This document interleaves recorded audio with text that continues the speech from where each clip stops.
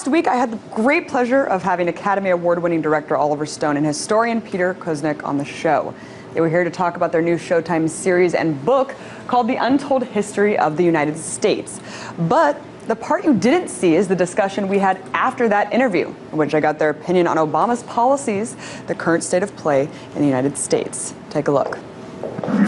So it took both of you 4 years to produce this series and Almost the book. five. Almost five. And in it, you have a chapter called Obama, Management of a Wounded Empire, where you give a harsh critique of the Obama administration. What, in your eyes, has been the most troubling aspects of his presidency, Oliver?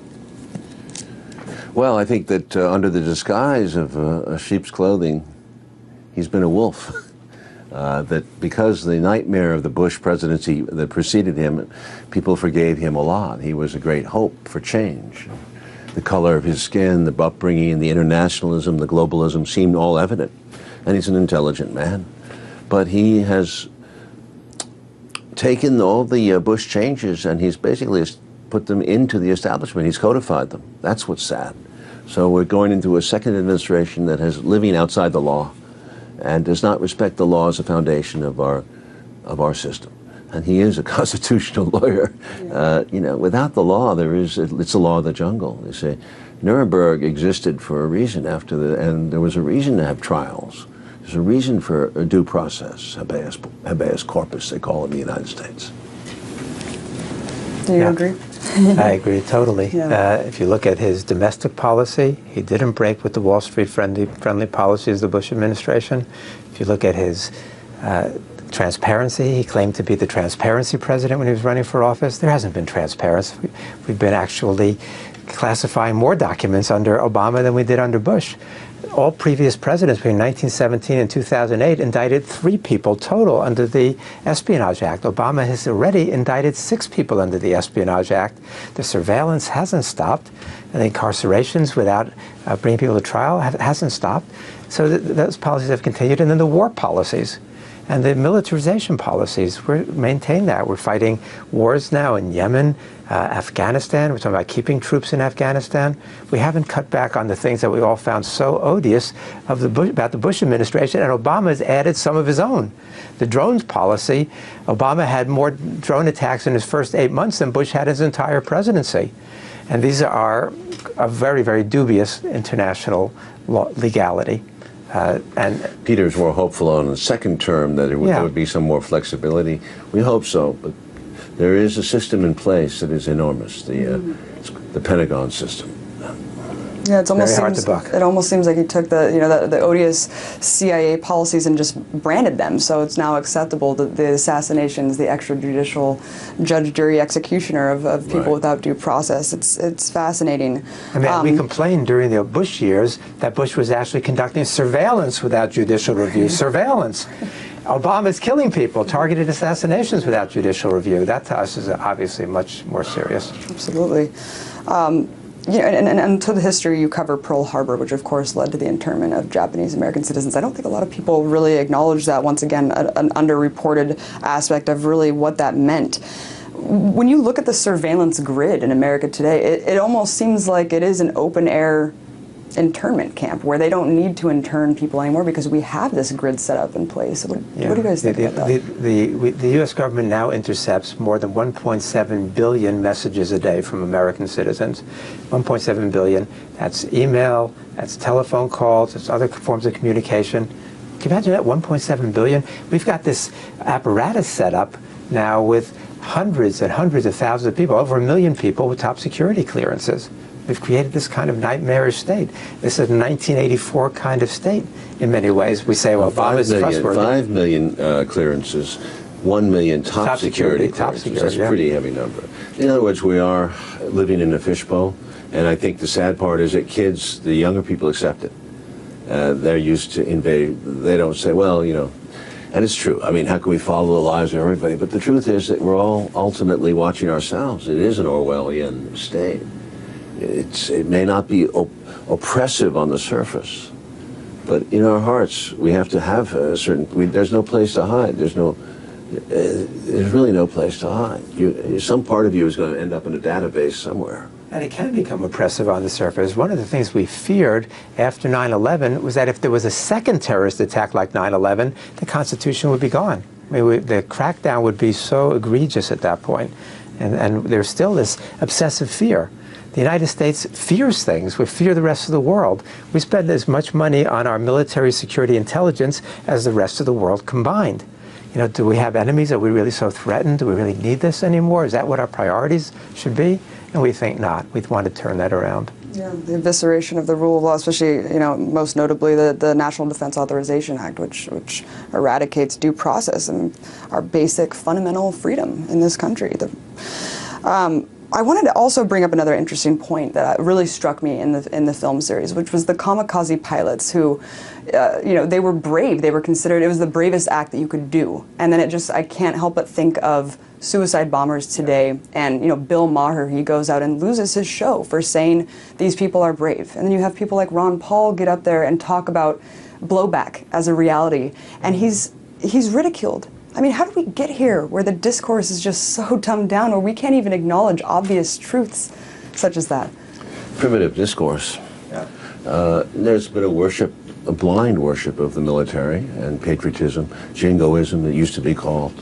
I strongly believe in a good military and a strong military, but to defend our country, not to invade other countries and to try to conquer the world. And I think there's a huge difference, and it's been forgotten. Morality. Once you take the law away, as Einstein once said famously, if a country doesn't obey its laws, the laws will be disrespected. So it seems that a fundamental morality has been lost on us somewhere along the way recently. And it's who wins, it's what's effective. Can we kill bin Laden without having to bring him to trial? Can we just get it done?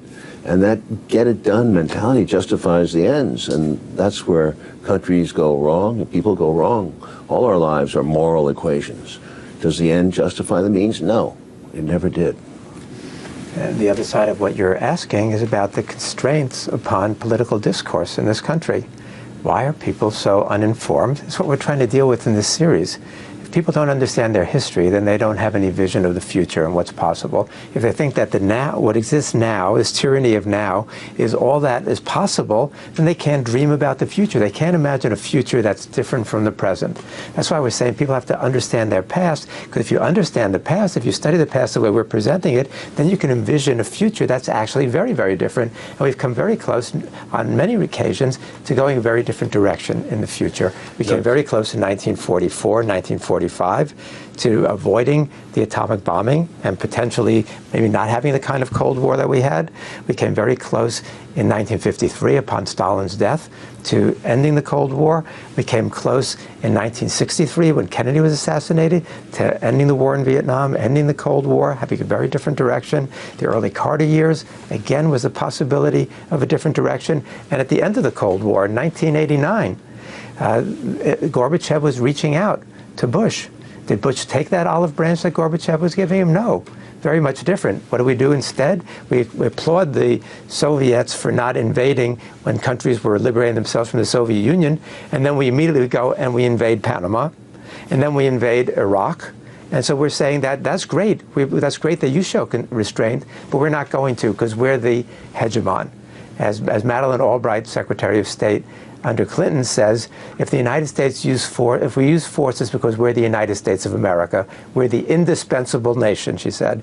We see farther and stand taller than other nations.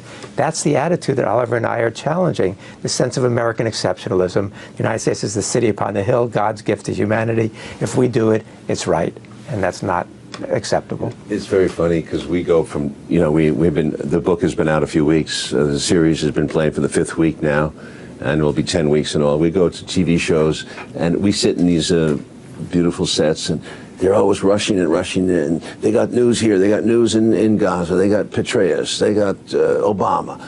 Okay, well, what are you talking about? Oh, history, Okay, well, history, what does that have to do with today? But okay, what's your point?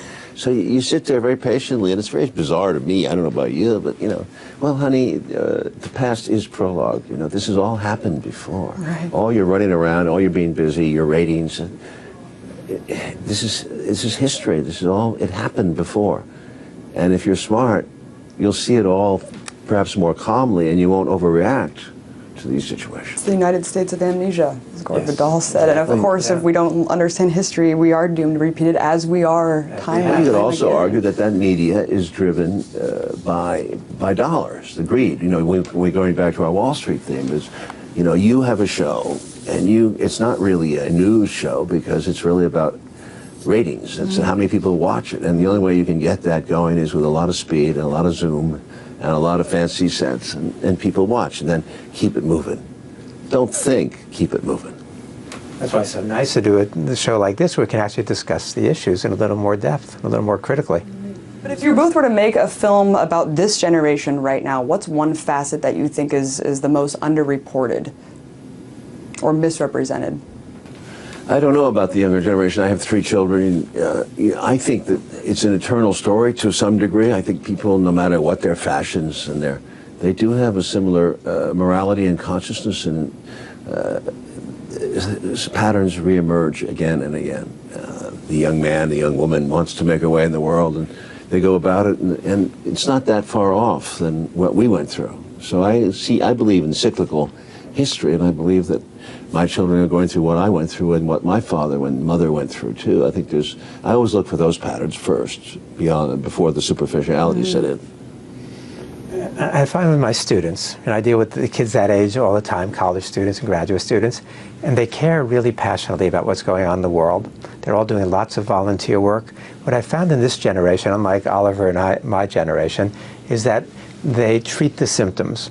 They're not asking the questions about what's the root cause of all these problems. So they care, they try to change things, they try to reform things, but it's more superficial. And what we're challenging them to do is look at the patterns. Look what's happened from the 1890s all the way through to today. Look at the consistency of the wars, the interventions, the military expenditures, the paranoia, the fear of outsiders, the repression, and get at the root. What's really causing that? What's making the system as a whole sick in certain ways, and how can we root out those deeper causes, and how we understand that and begin to change that. The Occupy movement did some of that. There have been times in the 1930s, the 1870s and 80s, the 1960s, when people were challenging it on that scale. We want the country to begin thinking those big questions again. What is our past? How did we get here? What are the possibilities for the future? What have we done wrong? And what can we get right? Yeah. I mean, do you think these superficialities and the conventional wisdom that we hear are perpetuated to keep us in a perpetual state of war, like the tentacle, you know, kind of the surveillance apparatus, the military-industrial complex, in order to keep that running? Is that why these broader... Fahrenheit 451, you know, you got the television walls, and people, and the jets are flying off, and nobody even pays any attention. I don't know if it's quite so deliberate on part of Ailes and company at Fox, but that seems to be the effect, dumbing down the population to the point where they can't think critically, and then you can pull anything over their eyes. They've got a 5-minute attention span and a 5 minutes memory of what happened in the past. We're saying, learn your history, study this, and think about what the alternatives are. Think deeply. Think utopian. Think of utopian ways about how different the world could be and how much better it could be if we start to organize it rationally in the interest of people, not in the interest of profit, not in the interest of Wall Street, not in the interest of the military, but in the interest of our common humanity, the 6 billion of us who occupy this planet. What an amazing concept to entertain, and I hope that we see that in this lifetime thing. It's an ambitious series. I'm hoping that it will go on through time. The model of it was The World at War, which was made by the BBC in the 1970s about the world of World War II. And it was a beautifully done thing, and I like this series, which is cut with a lot of care. I mean, these are 10 feature films, like 1 hour each. It's cut with a lot of love. No talking heads, pure narration, music, beautiful music, and sometimes clips of films that make our point or don't make our point in another way. But we try to keep it flowing like a young person could enjoy it like a movie. I'm glad you did. Yeah, beautiful archival footage as well, mixed in with the cinematic accents. It's a really incredible series, and thank you so much for your time, Peter Kuznick and Oliver Stone. Abby, you're terrific. Thank you so much. Islam as a religion is a lie wrapped with some facts and truths. I want the truth! You can't handle the truth!